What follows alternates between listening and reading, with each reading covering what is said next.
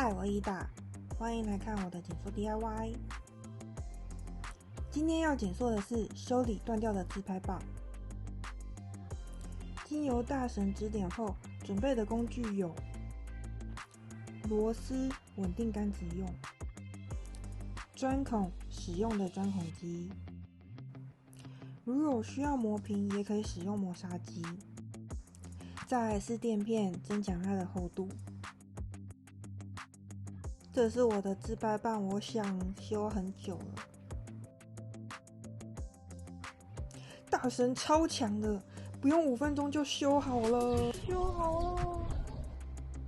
这是它原本断掉的样子。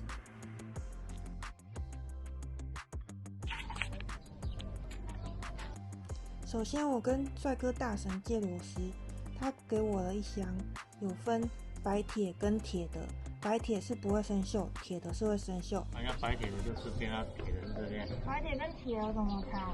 会不会生锈啊？会不会用到腐蚀的东西？它会腐蚀的就是用白铁的，一般铁的就是用室内的家用的，不会生锈的问题。因为我螺丝摸太久，大神忍不住帮我的忙。这目前是要操作，是要说什么？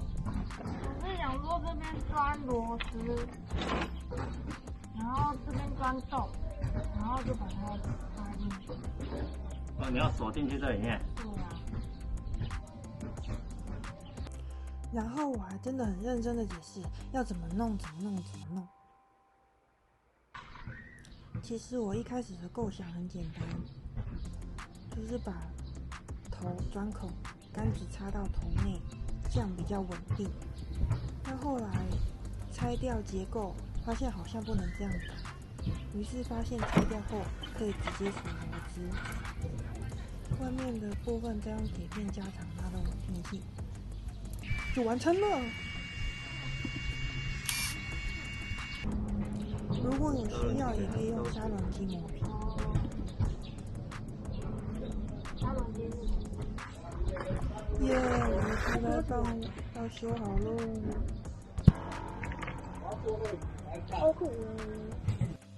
经由大神指点后，准备的工具有螺丝稳定杆子用、钻孔使用的钻孔机，如有需要磨平，也可以使用磨砂机。